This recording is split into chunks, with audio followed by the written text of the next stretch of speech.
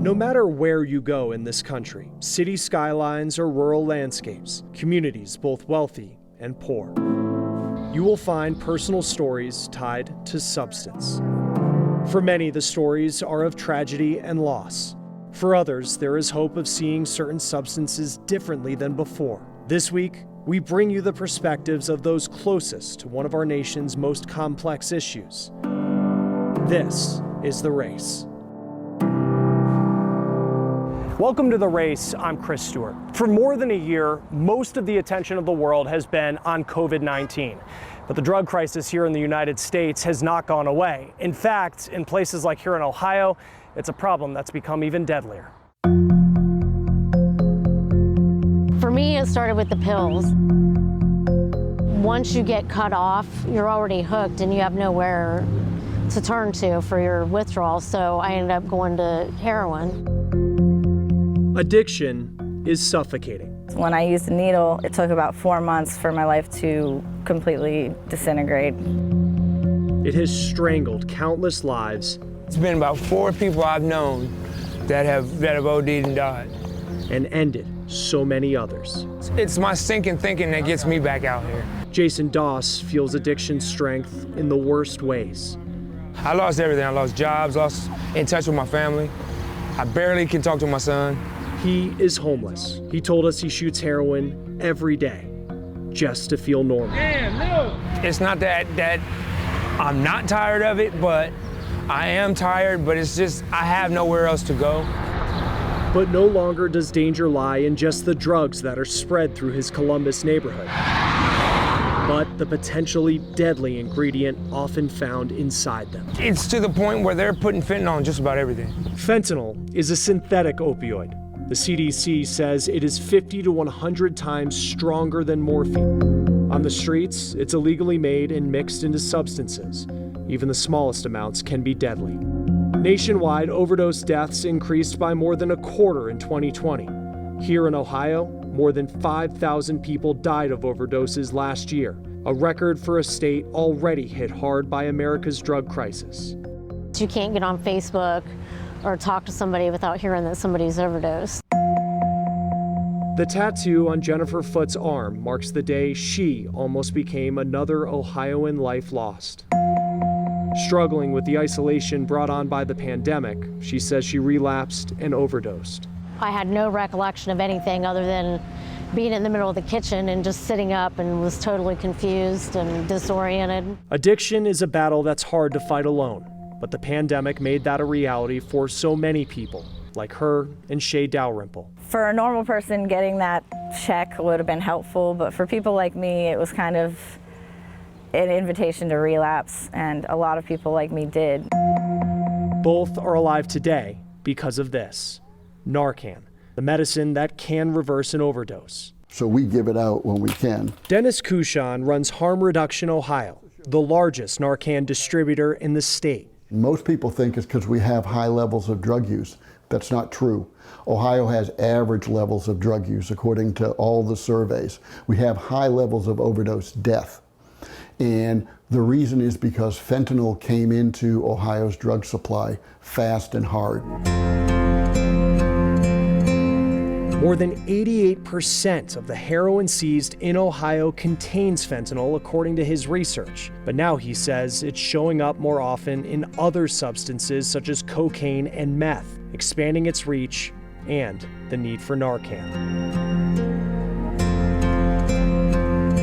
He says Ohio distributed about 130,000 units of it last year. How much Narcan does Ohio need? 500,000 to 1 million a year. And it needs to be ongoing because people use it, it expires, new people use drugs. So 5 to 10 times the amount that you have right now? I'm a recovering addict, so I know the pain. I know what they do out here every day, all night. Barbara Clark and Nathaniel Jordan's organization works to save those in a part of Columbus with an overdose rate 40% higher than the state's. They can give out dozens of units of Narcan a day. What this Narcan means to me is that we'll be able to save a life and help someone else save someone else's life.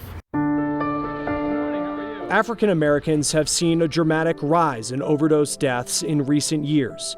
Nathaniel wants the state of Ohio to send more Narcan to this mostly black neighborhood.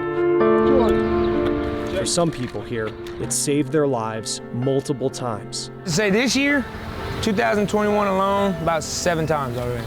While Jason said he's tried recovery programs, he's still out here on the streets, fighting the grip of an illness that can be too strong from which to break free. I just go as the day goes, and God's gonna take me wherever I need to go whenever it's time. People turned to many different types of drugs over the last year. New CDC data shows drug overdose deaths between October 2019 and October 2020 increased 28% year over year. The agency thinks that states underreported data, and the increase is more like 30%. Experts say the pandemic caused increased stress about health and money and forced some recovering addicts into isolation, all of which can be triggers for recovering addicts. One state decriminalized having small amounts of all kinds of drugs. The goal of it is to limit the amount of overdose deaths and put a focus on recovery. Alexa Liacko went to Oregon to see if those new laws are working.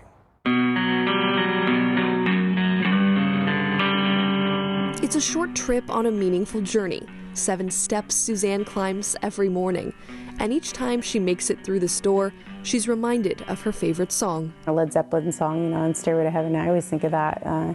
There's still time to change the road you're on, and there's always 2 ways you can go. Now she's choosing a different path, hoping this recovery clinic will help her leave drug addiction behind for good. I want that happiness back, because when you're in your addiction, you're just evil and angry. She asked us not to show her face, hoping her voice would be enough to show the pain she's lived. My addiction doesn't stem from something that I wanted to do. It began with several injuries when she was in high school and college.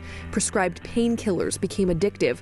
That eventually led her to trying heroin. I will remember this to this day, and he's like, this is the worst drug. He's like, I don't feel like I should give this to you. He's like, because it'll ruin your life. Well, he's definitely right. Suzanne was a nurse at the time, but her addiction got in the way. I lost my job, which I very well should have, because I was falling asleep and doing really bad things, and that's kind of when my life went for the worse. She struggled to get clean for years and has been in and out of jail multiple times.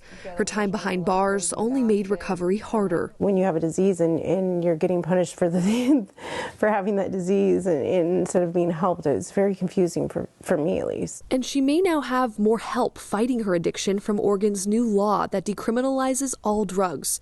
Todd Flynn of Sober Living Oregon Recovery Center says this new law will hopefully get people clean. It's not legalizing drugs. It's decriminalizing the people who are using drugs, the very people that are draining the system of all of the resources and everything like that. Now any person with small amounts of methamphetamines, heroin, or other drugs will face a civil fine equivalent to a traffic ticket and be signed up for addiction counseling. No jail time. Oregon is starting to represent that it's okay to have a disease to go be treated for as opposed to hiding in the closet. The law also funds addiction recovery centers with millions of dollars in tax revenue from Oregon's legalized marijuana industry. Some of that funding will be diverted from schools or the police, but Flynn says the money is necessary to treat addiction as the disease that it is, not as a legal problem. That disease model of care has everything to do with starting with the individual and working through their symptoms to get them on the other side of a life-threatening disease. And while the law's only been in effect a few months, the intent is to solve the problem, not make it worse. And that the jury's still out on that. But for many, one result is already clear. A promising future is in sight for the first time in a while. It makes me feel good that when I make the choice to remain clean, that there's help there. I don't feel so alone. For The Race, I'm Alexa Liacko. More states are legalizing cannabis, and it's opening the door for new businesses. But only a small portion of those businesses are black or brown owned. We'll show you what one state is doing to try and change that when The Race continues.